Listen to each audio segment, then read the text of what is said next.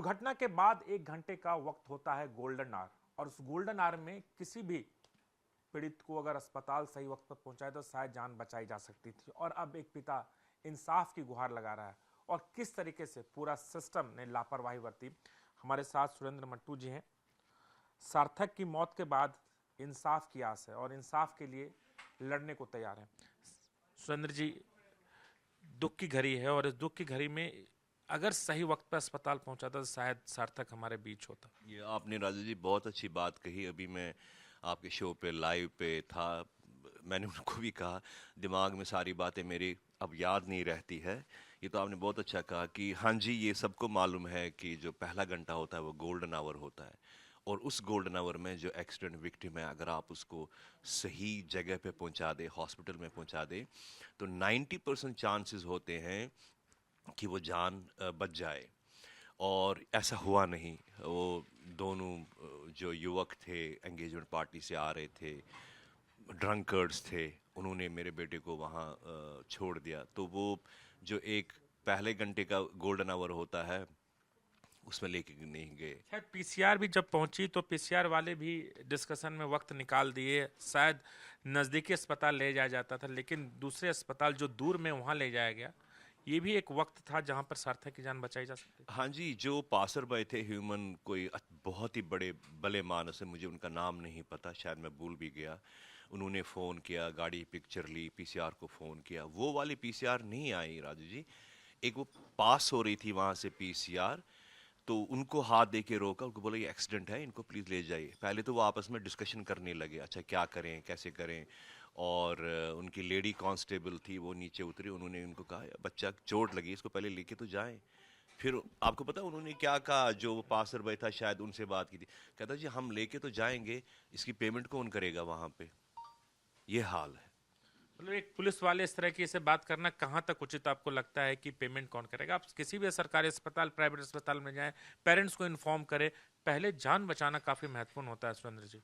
अरे सरकारी अस्पताल तो छोड़ दीजिए राजू जी, आप प्राइवेट हॉस्पिटल में जाते हो, सुप्रीम कोर्ट का शायद, अगर मुझे पूरा नहीं, बिल्कुल ध्यान बिल्कुल, है सुप्रीम कोर्ट का गाइडलाइन भी है कि भाई इसके लिए। आप उस टाइम विक्टिम को इलाज करोगे, ये नहीं पूछोगे जो लेके आया उसको गिरफ्तार नहीं करोगे, उसको डिटेन नहीं करोगे, पहले जो एक्सीडेंट विक्टिम है उसको देखोगे। अब उसमें कहाँ लिखा हुआ हमारे प्रावधान में कि डॉक्टर कहेगा जी पहले तो पैसे टेबल पे रखो, उसके बाद मैं इलाज करूंगा। और अगर ये बात हमारे जो कानून के रक्षक है उनको नहीं पता है, तो कॉमन आदमी को तो फिर क्या ही बोल सकते हैं।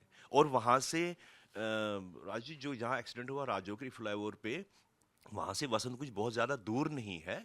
उस टाइम पे अगर उसको टाइमली लिखा होता तो हार्डली 3-4 मिनट में वो हॉस्पिटल पहुंच जाता, लेकिन किसी ने उठाया नहीं, वो पड़ा रहा बेचारा सड़क पे। आपने ड्रंकन ड्राइव की बात की और मुझे लगता है कि कहीं ना कहीं इस पूरे मामले में लापरवाही बरती। 50 घंटे तक आरोपी को हम ढूंढ नहीं पाए। अगर 50, चूंकि 48 घंटे के अंदर शराब डिडक्ट हो जाता है मेडिकल रिपोर्ट में, 50 घंटे के बाद आप ढूंढ नहीं पाए तो कहीं ना कहीं लगता है कि मेडिकल रिपोर्ट में भी ये बात नहीं आई कि आरोपियों ने शराब पी रखी थी। अब बिल्कुल, मैं तो पहले दिन से, जिस दिन 25 तारीख की सुबह को सार्थक का एक्सीडेंट हुआ और 26 तारीख की 10 बजे रात को मेरे को फ़ोन आता है, जी हमने उनको गिरफ्तार कर लिया, आप आ जाइए। मैं कहा मैं क्या करूं आके, लेकिन सर इसमें ना एक है, 3-4 घंटे लगेंगे, हमने उनको सफदरजंग हॉस्पिटल भेजा ब्लड टेस्ट के लिए, सैंपल्स के लिए। मैंने कहा साहब थोड़ी बहुत पढ़ाई लिखाई मैंने भी की है, 50 घंटे के बाद आप ब्लड सैंपल लोगे, उसमें क्या आपको मिलेगा अल्कोहल कंटेंट्स। जबकि उस पासर भाई ने गाड़ी के रजिस्ट्रेशन फोटो खींच के उनको दी थी। राजू जी कितना टाइम लगता है आज की हाँ, मैं टेक्नोलॉजी। इस पे एक सवाल है मट्टू साहब, कि देश की सबसे हाईटेक पुलिस दिल्ली पुलिस, और दिल्ली पुलिस को अगर एक गाड़ी का नंबर आपके पास है, गाड़ी की डिटेल है, फोटो है, उस तक आप आरोपी तक नहीं पहुंच पाते हैं। हमको ये कहा गया कि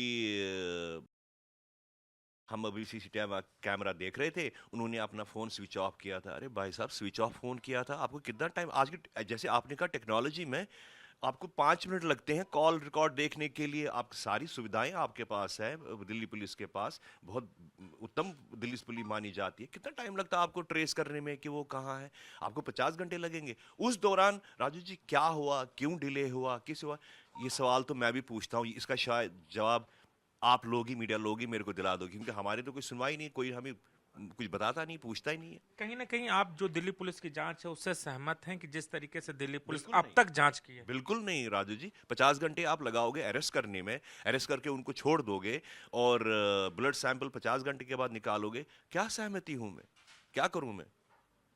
कोई हमें इनफैक्ट जो भी हमारे पास इंफॉर्मेशन या थोड़ी बहुत आती है वो सिर्फ मीडिया के थ्रू हमें मिल रही है। आप अभी बता रहे थे कि एफआईआर की कॉपी एक विक्टिम परिवार को शायद एफआईआर होने के बाद तुरंत दे दिया जाता है। एफआईआर कॉपी में भी शायद पुलिस ने काफी वक्त लगाया। उस दिन आप ये देख लीजिए, हम उसके फूल चुन के आ रहे थे वहाँ से, ग्रीन पार्क गए थे हम लोग, शमशान जहाँ पे हमने सार्थक का दाह संस्कार किया, क्योंकि सफदरजंग मॉर्चरी के बाद वहाँ निकले, हमारे पास टाइम नहीं था, वो सूरज ढलने से पहले करना होता, तो वहाँ गए। तो दूसरे दिन हम, जिस दिन हम तीसरे दिन हम गए थे ये अपना फूल चुनने के लिए, वहाँ से आते हुए मैंने आईओ को फ़ोन किया, सर मेरे को एफआईआर की कॉपी चाहिए। उन्होंने कहा सर मैं आपको व्हाट्सअप कर दूंगा। मैं कहा व्हाट्सअप का क्या मतलब है, मुझे कॉपी चाहिए।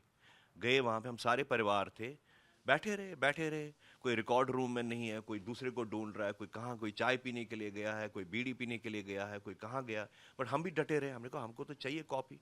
ये इतनी जदोजहद के बाद एसएचओ साहब थे, उनसे मिले, उनको रिक्वेस्ट किया, फिर शायद उन्होंने किसी को बोला कि इनको निकालो। बैठे रहे, तब उन्होंने हमें एफआईआर की कॉपी दे दी। सर अब कहीं ना कहीं इंसाफ की मांग आप कर रहे हैं। कानून के दायरे के तहत पुलिस का कहना है कि उन्होंने जमानत दे दी, आरोपी छूट गया।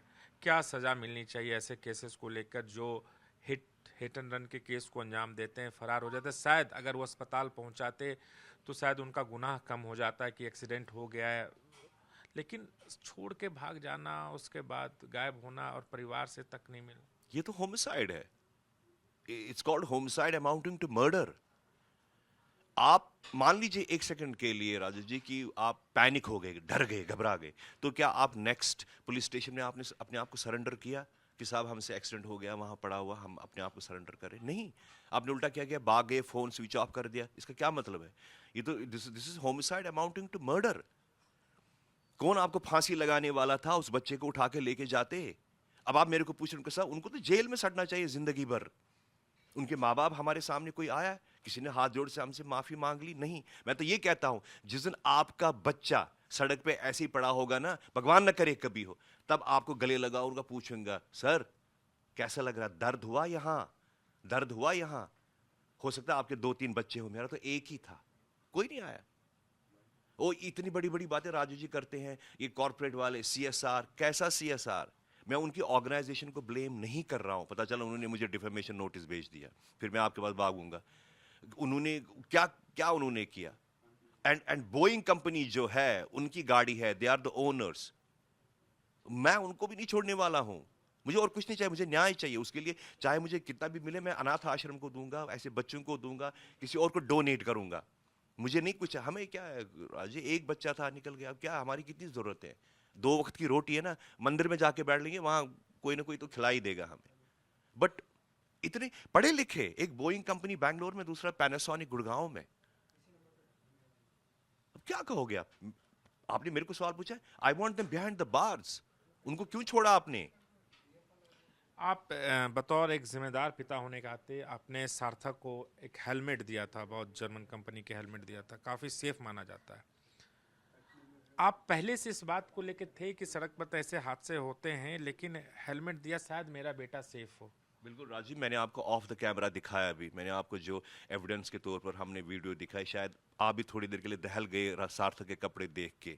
ठीक है, आप ऑल द मीडिया लोग हैं, आप लोग रोज ऐसे काम करते, बट आई कुड सी, एक सेकंड के लिए आपने कहा सर बंद कर दीजिए।